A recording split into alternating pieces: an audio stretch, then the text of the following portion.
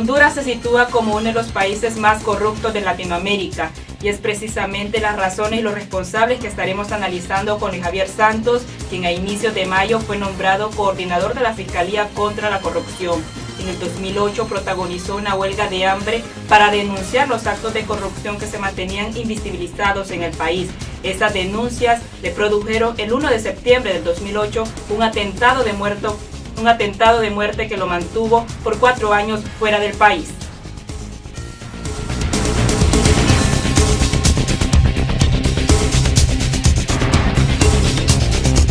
Iniciemos este espacio, abogado, contándonos un poco cómo asume su rol en la Fiscalía contra la Corrupción.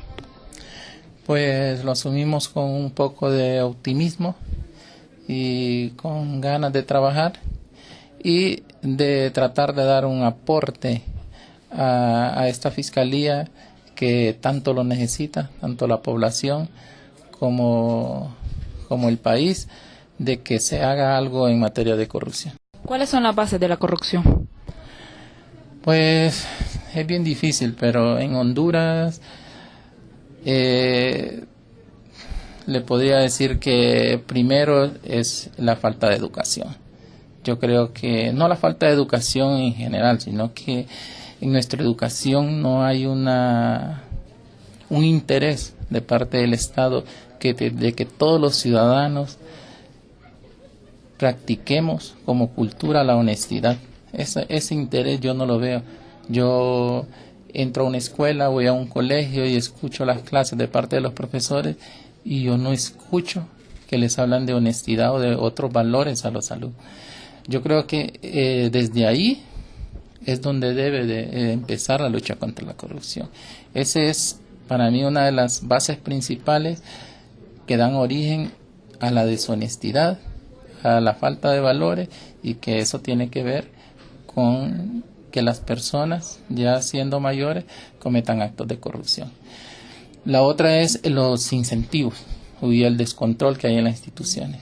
Nosotros nos damos cuenta, yo creo que yo más que otras personas, o no solo yo, sino que los que hemos estado fuera del país, nos hemos dado cuenta. Nos vamos del país, volvemos dentro de 5 años y nos podemos dar cuenta de mejor manera el descontrol que hay en las instituciones. O sea, cuando hace 5 años había descontrol, nadie lo puede negar, pero volvemos después de 5 años y vemos de nuevo y realmente es un desastre. Hay instituciones que no se sabe ni siquiera quién está a cargo de la documentación que tienen que custodiar en esas instituciones. Hay instituciones que los funcionarios no saben ni cuáles son sus funciones. O sea, ese tipo de descontrol es el que incentiva o es como una tierra fértil para que se origine la corrupción, entre algunas. Hace algunos años estuvo al frente de la Fiscalía contra la Corrupción en la zona norte. ¿Cuál fue el trabajo que realizó en esa dependencia? Pues el trabajo que realizó no solo fue de parte mía, éramos un equipo de 7 fiscales y tratamos de investigar casos de corrupción en cada una de las municipalidades del Valle de Sula. Incluso fuimos más allá, porque se investigaron casos en La Ceiba, en Islas de la Bahía, en Tocoa, en Santa Rita, y tratábamos siempre de llegar a las municipalidades. Uno, para que vieran los alcaldes que la Fiscalía contra la Corrupción tenía presencia en las instituciones y que cualquier corrupción que pudieran cometer, pues que ahí estábamos presentes. Aunque tuvieran 10 denuncias de corrupción en esas municipalidades, al menos con el personal que teníamos, al menos conocíamos una de cada lugar para poder dar un mensaje a los funcionarios de esos municipios de que nosotros estamos presentes y que estamos vigilantes de las funciones que realizaban. Yo creo que ese trabajo fue importante porque en la zona norte bajaron los índices de corrupción. Los alcaldes, si bien es cierto, no era que tenían miedo a la Fiscalía contra la Corrupción, pero sí tenían un poco de temor de incurrir en algún delito, y a veces hasta se atrevían a consultarnos antes de tomar una decisión para que ellos no cometieran delito. Entonces yo creo que el trabajo que se hizo es importante. No sé, desconozco si los compañeros lo continuaron, pero sí sirvió de mucho. En este momento, ¿a qué funcionarios le tocó investigar y denunciar junto a ese grupo de fiscales? Pues nos tocó investigar casi 19 alcaldes, de los cuales como 12 llevamos ante los tribunales por delitos. Pues no habían funcionarios de más alto rango que investigar en la jurisdicción donde nosotros estábamos, pero por aparte también se investigaron policías, se investigaron alumnos de la universidad y funcionarios de la universidad que habían incurrido en falsificación de títulos, a funcionarios del INPREMA regional que habían participado en falsificación de escritura.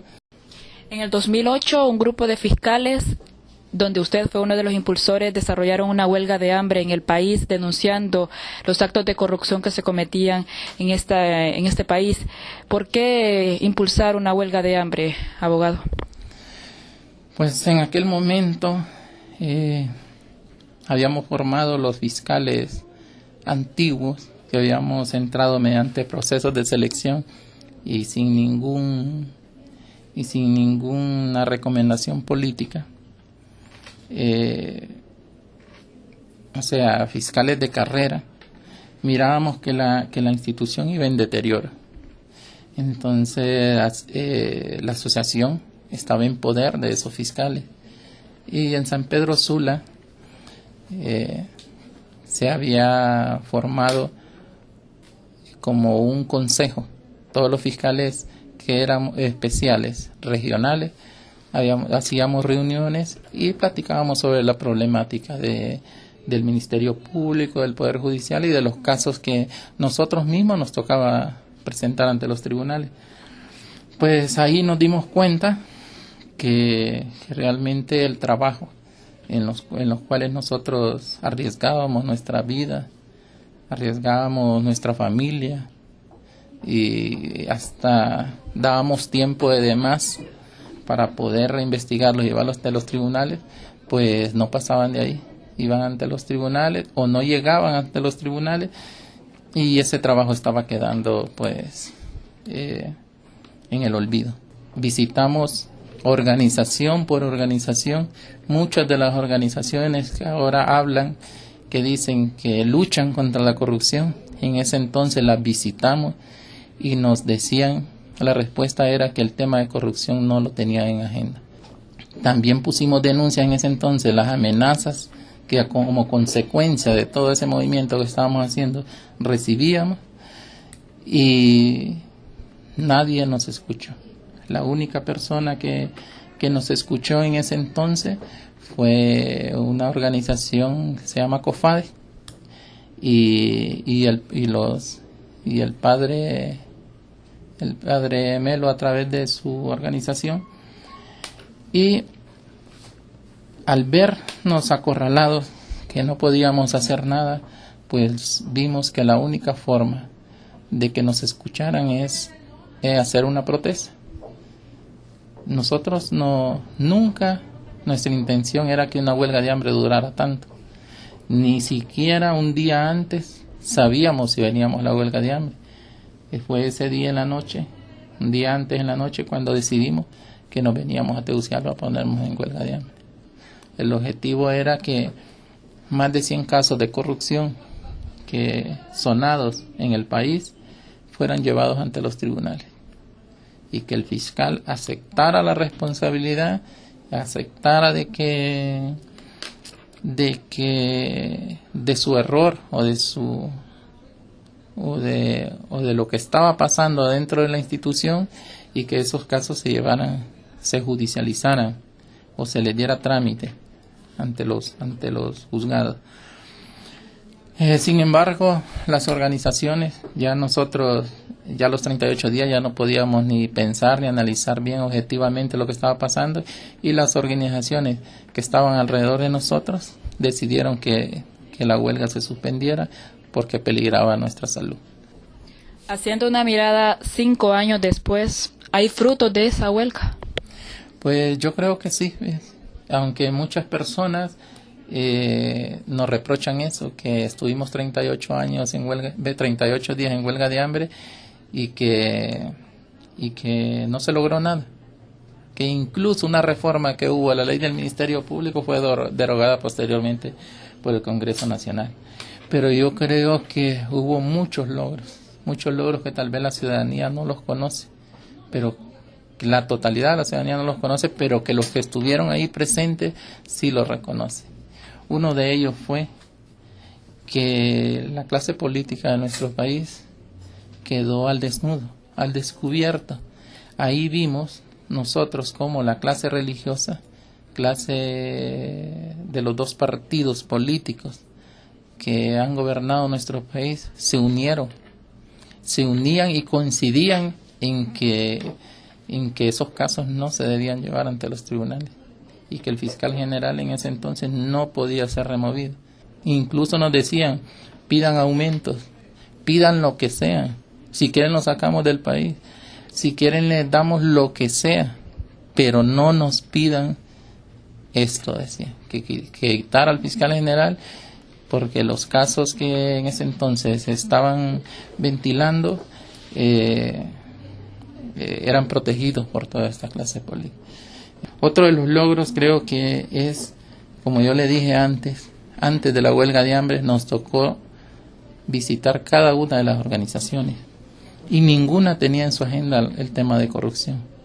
Después de la huelga de hambre, casi usted va a escuchar a todas las organizaciones hablando de corrupción. Aunque después del golpe de Estado que hubo en nuestro país, yo creo que eso ha ido en deterioro, porque muchas de estas organizaciones ahora se han visto involucradas en casos de corrupción, y también eso perjudica la lucha, o perjudicó la lucha que en aquel entonces se pretendía llevar en todo el país en contra de la corrupción. Y precisamente esa lucha, esas denuncias contra la corrupción casi le cuestan la vida. El 1 de septiembre del 2008 usted sufrió un atentado. Anteriormente había recibido amenazas. ¿Cómo fue ese atentado? Pues fíjese que las amenazas uno las recibe durante el transcurso de toda su carrera fiscal. Yo recuerdo que las primeras amenazas yo las recibí en mi primera asignación en la Fiscalía de Tocoa. Luego estuve en Tela, también recibí amenazas, pero las amenazas más fuertes, ya de muerte, fueron en San Pedro Sula. Nosotros las denunciamos. El día del atentado, precisamente en la fecha del atentado, en ese mes, ya hacía 2 años que nosotros denunciábamos todas las amenazas que había en nuestra contra. O sea, un expediente que le estoy hablando, un expediente de más de 500 folios de amenazas y de documentación que acreditaban todas esas amenazas. Y solo una organización nos pudo creer lo que nosotros amenazábamos. Esa organización había llevado esas denuncias ante la Comisión Interamericana de Derechos Humanos y había impuesto medidas cautelares a favor mío, y precisamente esas medidas cautelares fueron las que hicieron que las autoridades se movilizaran el día de mi atentado. Estuve un poquito más de 4 años, creo, fuera del país, y sí, tuve que salir en estado delicado de salud, y realicé toda mi recuperación fuera del país, y no gracias al Estado de Honduras, sino que gracias también a las organizaciones que en ese entonces nos apoyaban, y así fue como aproveché el tiempo fuera del país para realizar estudios siempre sobre el mismo tema, y porque nunca, aún estando fuera del país, se me quitó de la mente el trabajo que se estaba haciendo en contra de la corrupción.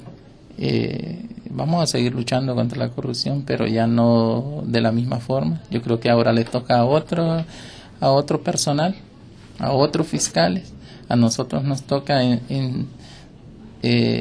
darles a conocer nuestra experiencia para que ellos puedan desarrollar lo mejor posible el trabajo. Y de su caso del atentado, ¿qué se conoce hasta el momento? ¿En qué quedó? Pues desconozco, porque las investigaciones las realizó un fiscal, nunca he tenido comunicación con él. Lo que sí sé es que no se ha descubierto quiénes fueron los autores, tanto materiales como los que ordenaron el atentado en Micón. ¿Quiénes son los más corruptos en Honduras? Pues yo creo que esa pregunta se debería de plantearse al revés. ¿Quiénes son los menos corruptos? ¿O quiénes no son corruptos? Porque es lamentable decirlo, pero en la mayoría de instituciones a mí hasta a veces hasta me da ganas me da desesperación, me agarra hasta depresión, me da de ver tanta corrupción que hay en las instituciones. Es que parece que uno estuviera soñando, como le digo, después de pasar, y con eso no quiero decir que en otros países no haya corrupción, pero después de vivir un tiempo en Europa y ver cómo funcionan las instituciones y todo, y venir aquí y ver cómo funcionan las instituciones y que no se mueve nada si no hay dinero de por medio, si no hay favores de por medio, si no lleva una recomendación política, es decepcionante. Aún así, yo creo que todavía se puede hacer algo para que los índices de corrupción bajen en nuestro país. ¿Qué salidas propone para que el problema de la corrupción sea menos en las instituciones estatales de Honduras? Pues una salida práctica es disminuir los incentivos que hay en esas instituciones.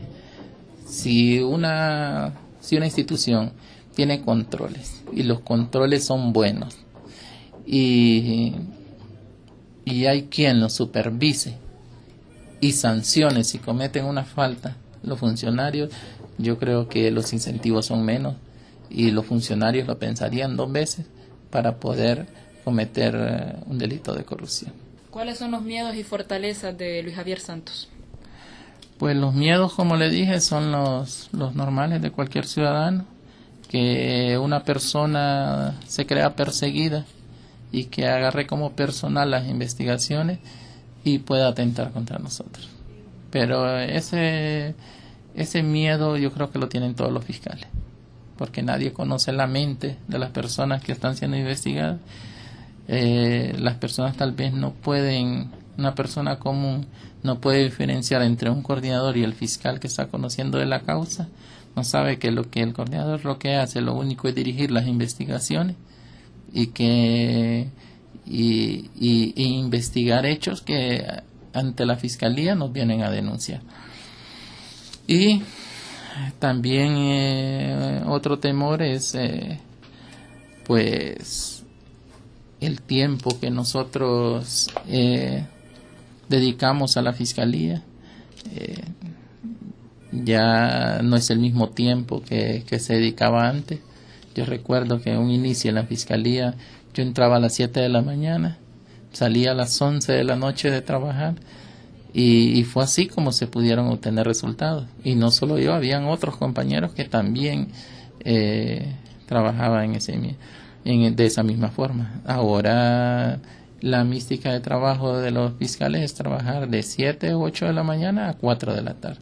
Entonces se reduce casi en 1/3 el trabajo. Entonces existe el miedo de no poder dar los resultados en el tiempo que se nos exigen o en el tiempo que nosotros queremos darlo a la ciudadanía.